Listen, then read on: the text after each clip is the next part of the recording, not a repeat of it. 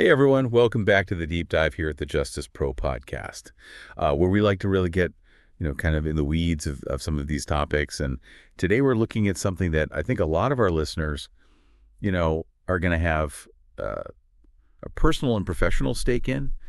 We're going to be looking at immigration policies, specifically those implemented during the second term of the Trump administration. Yeah. And, we're using as our guide here a fantastic article from the Justice Pro Network. Right. They're doing such great work. For those of you who might not be as familiar, they really are kind of the gold standard when it comes to, resources and case studies for advocacy attorneys. Yeah, for sure. They bridge the gap, between knowing the law and actually applying it, Exactly. Yeah. It's that practical application. And I think that's what we're going to be trying to do today as well. Right? We'll get into some of these specific policies, the impacts they're having, things like the chilling effect. We hear so much about the economic consequences, the human cost. Yep. So really trying to paint a picture here for everyone listening. Absolutely. So maybe a good place to start would be, what struck you as you were, reading through this article, researching this topic? What really jumped out at you? It's interesting because, initially we heard so much about, cracking down on quote unquote criminal immigrants. Mm-hmm. That was kind of the framing of it. Right. But what we're seeing is it's much broader than that.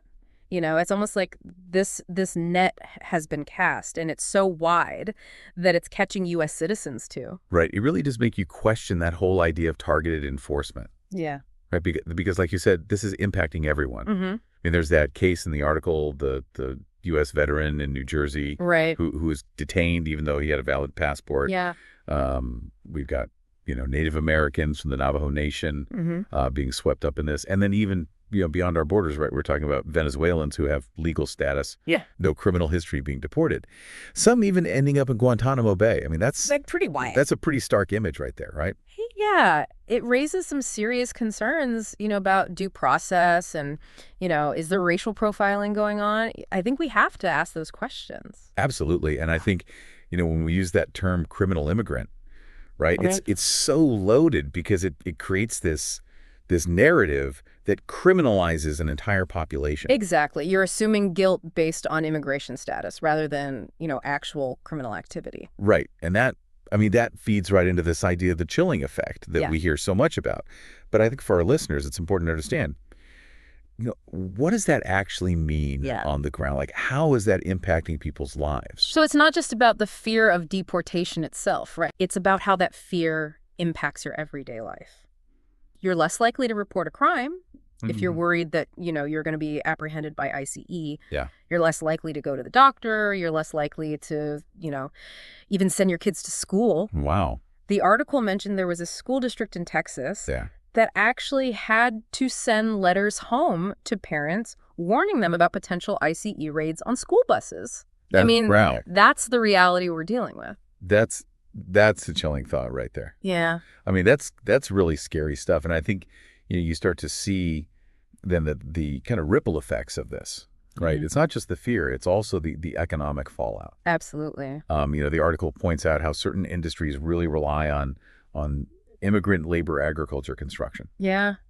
Yeah. These are essential parts of our economy. And it's no secret. We already see farmers who are hesitant to, work their fields because they're worried about being arrested. Right. What happens to our food production if that continues? And then in construction, where undocumented workers make up, a huge percentage of the workforce, we could be looking at labor shortages, stalled projects. Right. So for everyone listening, this could hit your wallet. Yeah. Right. This is rising food prices, delays in construction projects.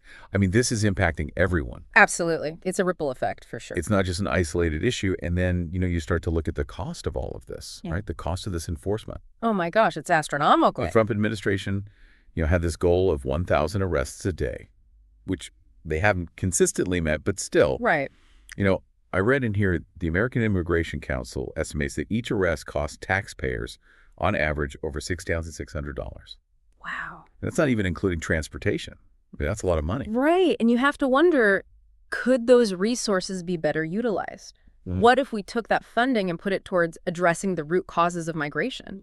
What if we invested in border security technology? What if we supported legal immigration pathways? I mean, Yeah. there are so many other things we could be doing. And to be fair, the administration argues that they're prioritizing the arrest of criminals. Right.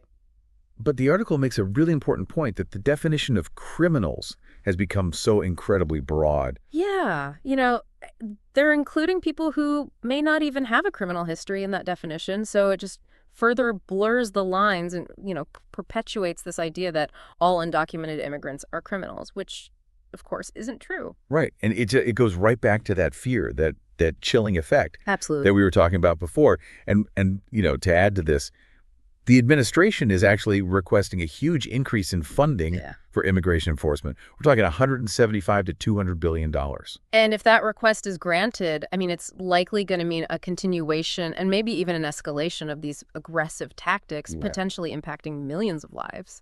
So it really begs the question, right? What kind of lasting impact is this going to have on U.S. immigration policy? I mean, that's something we all have to think about. Absolutely. A lot to unpack. Yeah. So maybe let's just kind of, rewind here, hit the highlights for everyone. What have we talked about today? Yeah. I mean, we've got this chilling effect on communities. Yeah. We've got the economic fallout, the high cost of enforcement. I mean, this really underscores the need for some kind of immigration reform that actually puts, human rights first. Absolutely. A system that's fair, recognizes the contributions of immigrants and provides a pathway to legal status that's, humane and effective. Exactly. And so for our listeners out there, particularly those of you who are advocacy attorneys, I mean, this is where you come in, right? Your expertise, your dedication is so needed right now.